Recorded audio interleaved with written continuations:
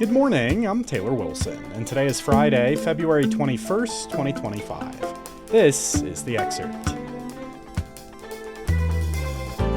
Today, how Trump's firings hit Forest Service workers who helped fight fires. Plus, we have the latest surrounding New York's mayor, and what might a Consumer Financial Protection Bureau shutdown mean for Americans? A federal judge ruled yesterday that the Trump administration can continue its mass firings of federal employees for now. The move rejects a bid by several labor unions to halt President Donald Trump's cuts to the federal workforce. U.S. District Judge Christopher Cooper said Trump's slew of executive actions have caused disruption and even chaos in widespread quarters of American society, in his words. But he said he likely lacks the power to decide whether the firing of tens of thousands of government workers is lawful. Among Trump's wave of mass firings, Forest Service workers, many of whom helped fight fires. I spoke with USA Today White House reporter Zach Anderson to learn more about the potential impact. Hello, Zach. Hello. So in terms of these job cuts, Zach, I mean, we've seen these hit a ton of different sectors across America. What are we now seeing at the Forest Service, and how many jobs are we talking about? So about 2,000 probationary workers were laid off from the Forest Service out of a workforce of about 35,000. And they did not lay off any full-time firefighters. The Forest Service is involved in fighting wildfires all over the country. They have land from Alaska all the way down to Florida, and they're really in the thick of trying to combat fires in these forests. So they have about 11,000 firefighters. They didn't lay off any of them, but they did lay off a lot of other people. So does all this mean, say, California, other wildfire-prone areas are at greater risk next time, Zach? Fewer firefighters? I mean, really, what's the functional impact of these cuts now? I talked to a lot of these Forest Service workers, and one of the things that they mentioned was even though that they are not primary firefighters, a lot of people who work for the Forest Service do have some level of firefighting certification. They have what's called a red card where they go through some training. And these people kind of serve as backups for the firefighters. And sometimes they'll do support. They'll help staff the camps for these big wildfires. They set up to help supply the folks who are out actually doing the firefighting. So they'll do some of that.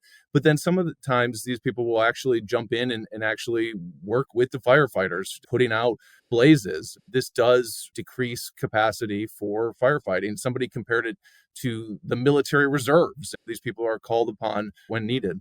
Well, as for President Trump, we know he and Elon Musk have really centered this Department of Government Efficiency and all these job cuts. What have we heard from him about these cuts, be it how it impacts firefighting or just kind of more broadly? So Trump was asked about this on Tuesday, and he basically said he didn't have any concerns about how these layoffs, these terminations were playing out.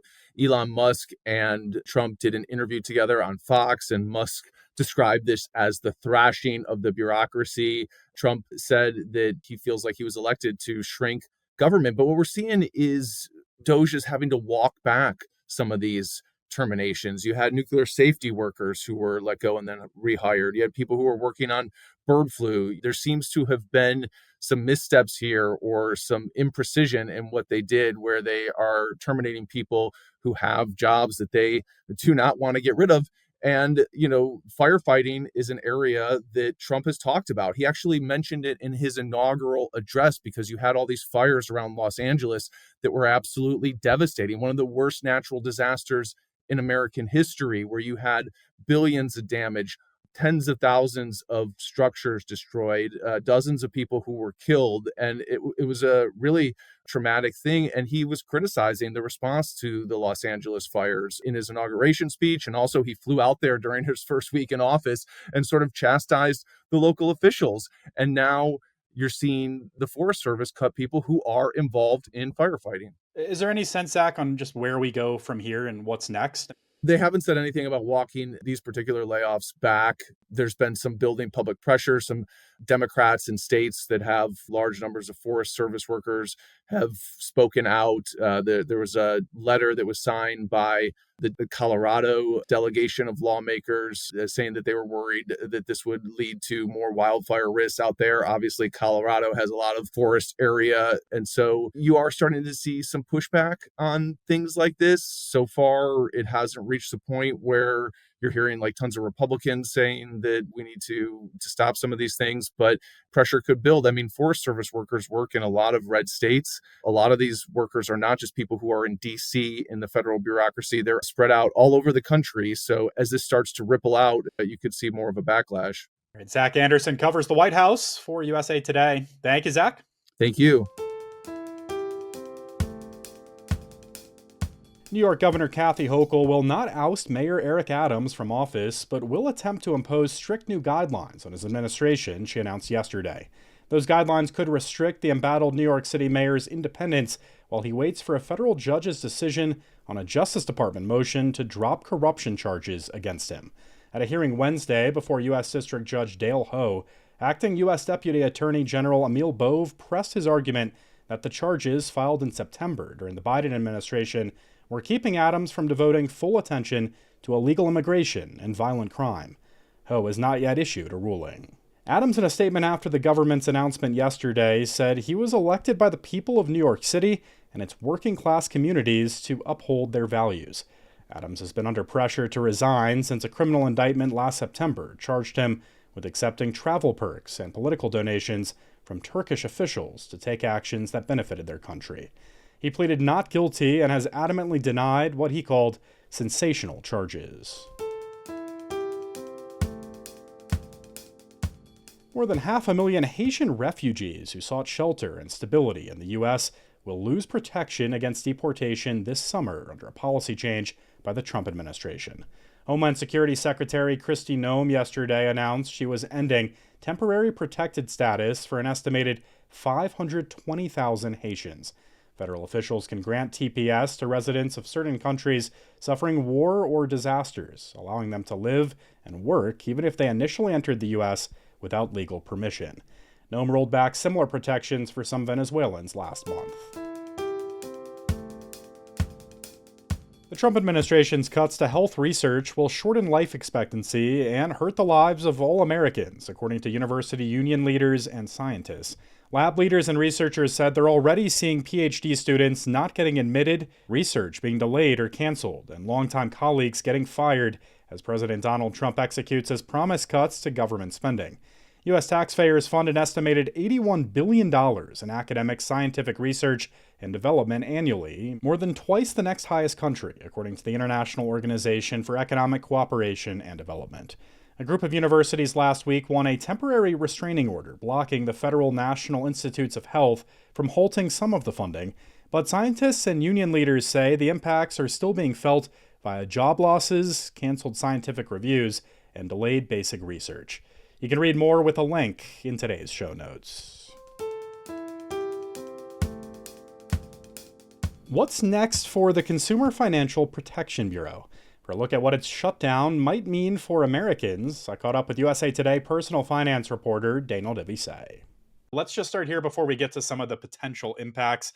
In terms of a CFPB shutdown, I mean, what has happened over the last few weeks, really, to the Consumer Financial Protection Bureau? It's a nutshell version of what's happened all around Washington. The website has one of those not found messages on it. The folks from the Doge have come in and I guess they've started laying people off. And the acting director of the agency says, don't do any work. So it's effectively shut down. And Elon Musk put something on X saying, RIP CFPB. So it sounds like if the agency goes forward, it'll either be gutted or maybe just have a much different vision than it has in the last few years. Yeah, absolutely. Well, in terms of the potential impact here, Daniel, let's start by talking about credit card late fees and bank overdraft fees, a couple of different types of fees. How has the Bureau weighed in here and what might happen with that lack of oversight? Well, people who've been following the news will remember some big stuff came out of this agency, this government watchdog agency, over the last year at the tail end of the Biden administration. Last March, they capped late fees on credit cards at $8 for the largest card companies. That's the fee that you pay if you are late on your payment. And the typical fee has been around $30, so it's a lot of money. Overdraft fees, they capped at $5 with a rule in December. Those overdraft fees where you overdraw your account have averaged close to $30. And in both cases, the CFPB has argued that those fees were needlessly high and were sort of a profit center for card issuers and banks. All right. So, how about when it comes to medical debt on credit reports?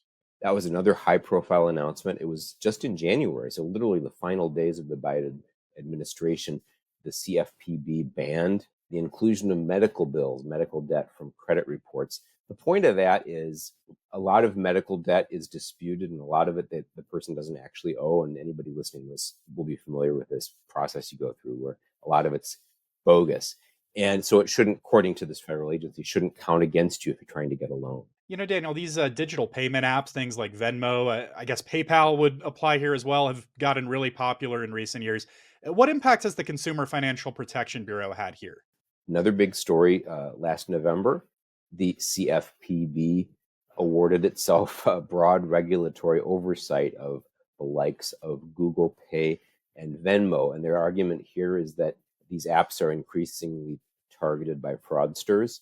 And if you're a customer, you might lose your access to your account without notice. It's a little bit Wild Westy, or at least that's what they're arguing. And also last year, I know regulators announced a new rule as it pertains to folks' personal financial data. Daniel, what was that new rule and what might happen next? Yeah, this one's a little more opaque to me, and I had 5 people explain it to me. I think what it amounts to is if you're trying to change banks, it's a little tricky to get your current bank to unlock your data and send it to the new bank you want to use. So this rule basically says your financial institution has to unlock and transfer your own data to another company without any charge at your request. And it also said something about sort of that they can't give it to just random people, but they can give it to a specific other company if you ask. And the argument here was that it just shouldn't be that hard to change banks. So, Daniel, as we try to map out the future for consumer oversight in this country, what are some things you're keeping an eye on as we move forward in terms of maybe a replacement for the CFPB or just kind of what's next? Well, in my article, I'm saying that all 5 of these initiatives, they've all been, attacked in the courts. 2 or 3 of them, the Republicans in the House said they're going to try to roll back the one on overseeing digital apps. I would be surprised if any of these 5 things is the law of the land at the end of this year. I guess what remains to be seen is whether some kind of consumer protection agency can reemerge under the Trump administration. It's a little complicated. This agency was formed out of an idea from a more progressive Democrat, Elizabeth Warren, right? So the Republicans in Congress have always sort of chafed at that sort of partisan origin of the group. But, Republican voters too don't like excessive fees. I mean, everybody who's a consumer would like to see lower fees. So maybe there's a way that an agency like this could exist in the Trump administration, but maybe with different rules. I don't know. All right. Wait and see mode, as often is the case here in these first few weeks of Trump 2.0. Daniel Devise covers personal finance for USA Today. Thank you, Daniel. And thank you. Canada took down the United States last night in hockey after a thrilling overtime game to win the Four Nations Face-Off Tournament, a midseason competition that also featured Sweden and Finland. And Canadian Prime Minister Justin Trudeau took a victory lap, writing on X, quote, "You can't take our country and you can't take our game," unquote. President Trump has floated the idea of annexing Canada and said in his Super Bowl interview he thinks Canada would be much better off being the 51st state. And a reminder, we're back with another edition of our new Editor's Notes segment tomorrow. This week, I'll be joined by Holly Rosenkrantz, managing editor for Politics and Washington, to take the latest peek behind the curtain at some of the paper's recent editorial tasks. And I want to hear from you. What do you want to know about some of the work Holly's team has been doing covering the White House, Washington politics, and more? Let me know by shooting a note to podcasts@usatoday.com, and I might relay your question to Holly in tomorrow's show. Thanks for listening to The Excerpt. We're produced by Shannon Ray Green and Kelly Monahan, and our executive producer is Laura Beatty. You can get the podcast wherever you get your audio, and if you're on a smart speaker, just ask for The Excerpt. I'm Taylor Wilson, and I'll be back tomorrow with more of The Excerpt from USA Today.